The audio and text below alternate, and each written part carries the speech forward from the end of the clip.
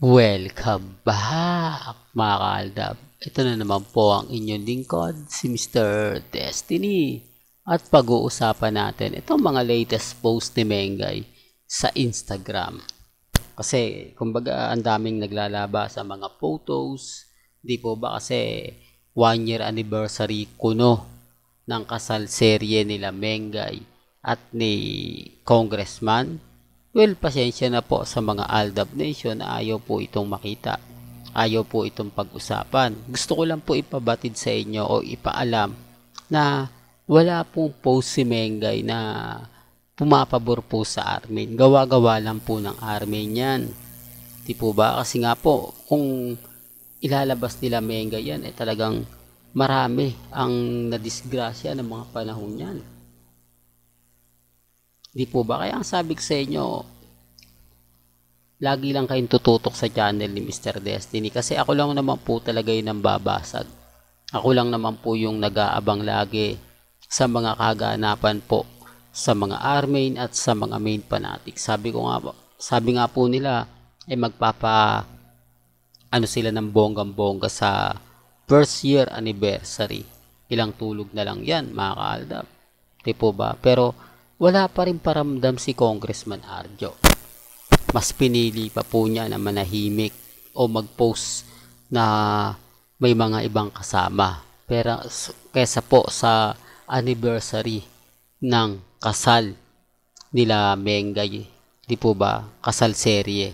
Tignan nyo kay Rambo at kay Maha. Sa bagay mga kaldablog, pag ganyan kasi sinasabi ko, medyo nagagalit sila. Hindi daw natin pwede ikumpara si Rambo kay Maha kasi si Rambo negosyante, si Maha kumbaga yung tipong pwedeng sumipot, pwedeng hindi, wala siyang regular na show. Di po ba? Hindi katulad ni Mengay na kailangan nasa Itbulaga araw-araw, tapos si Congressman Arjo naman nasa Kongreso. Di po ba? Napakahusay po talaga nila pagdating sa mga bagay na ganyan. Kaya nga sabi ko sa inyo, iba po yung mag-isip yung army. Magaling sila sa mga palusot. Magaling sila sa mga taktika na kumbaga yung tipong pagtatanggol. Pero okay lang naman yan. Sabi ko nga po sa inyo, hindi naman po tayo namimilit na paniwalaan po lahat.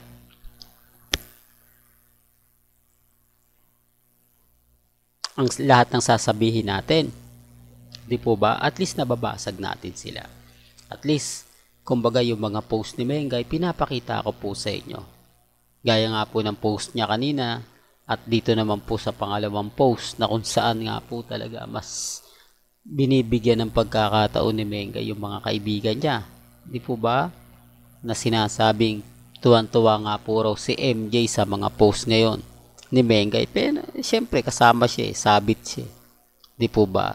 Kaya nga po yung iba nagtataka, anong mag-asawa ba si Congressman Arjo at si Mengay? Parang hindi naman. Mas paniniwalaan ko pa yung Aldab kesa sa kanila eh. Kasi tama naman yung mga ibang sinasabi na wala man lang daw pong ka-chemistry. Ibig kong sabihin wala man lang daw pong pagpaparamdam. Di po ba? Ni hindi nga puro pinapakita yung bahay. Ni hindi nga puro pinapakita ni Mengay na nagluluto siya. Pinapakain niya. Ang daming mga question. Di po ba? Kaya lang ang sagot po nun, naku, Aldab ka. Kaya ganyan ang iniisip mo. Kaya yung iba hindi na nagre-react kasi alam nila na yung ganti ng army mas matindi. Di po ba? Sasabihin nila, naku, dilulu ka, kulto ka. Po ba? Pero sa totoo lang po mga kaaldab, marami pong nakukuha ko yung simpatya. Hindi pong kumakampi kay Mr. Destiny. Di po ba? Totoo naman po na lahat po ng mga post ni Mengay hindi sa kanila umaayon, hindi sa kanila pumapabor.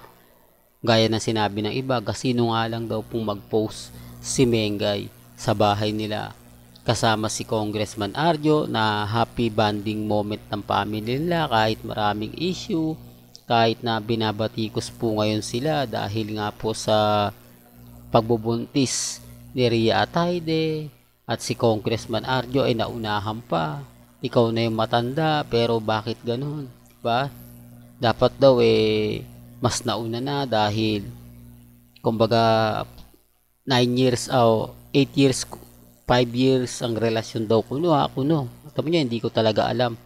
Armail lang nakakaalam niya na ganun daw katagal yung relasyon nila Mengay at ni Congressman, pero bakit hindi nagkaanak? Kaya nga sabi ko sa inyo, simple lang naman.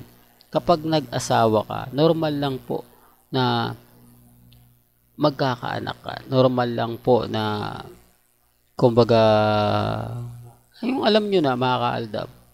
Dahil kaya nga po kayo nag-asawa, kaya nga po kayo lumagay sa tahimik para po makabuo na ng pamilya. Tapos 5 years pa bago makabuo ng bago sila magkaanak. Grabe, kung 5 years kundi 40 na si Congressman Arjo, 35 na si Mengay. Hindi po ba? Hindi pa kumbaga yung edad na yon medyo na mga anak yun.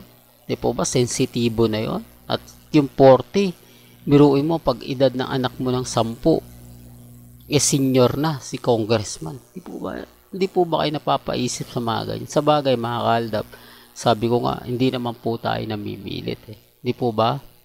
Lalo na po ngayon na talaga naman pong todo ang pagpopromote ng mga R-main at main fanatics para lang mawala yung tanong ng mga netizen. Kaya nga sabi ng iba, bakit ayaw mag-post ni Mengay?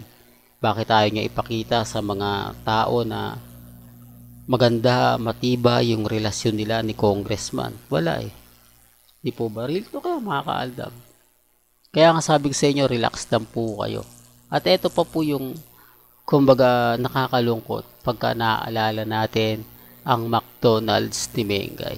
Po ba? Yung taon na talagang dinumog ng mga Aldab Nation, nandyan si Mengay, nandyan si Alden, talagang buhay na buhay. Di po ba? Yung tipong mapapaisip ka ng gusto. Kaya sabi ko nga po sa inyo, ako relax lang ako. Di po ba kampante? Pero simula nga po nang mawala ang Aldab, talagang bumagsak po. Di po ba bumagsak? Hindi na nga, ito kahit may bago na naman po silang promotion. Biruin mo na kumbaga para nga po raw sa 7th year anniversary ng McDo, meron daw pong kwela na inanda ang Mr. and Mrs. Main Mendoza Corporation. Halata po na ginagamit nila si Mengay, pero ang nagmamanage din to si Nikki.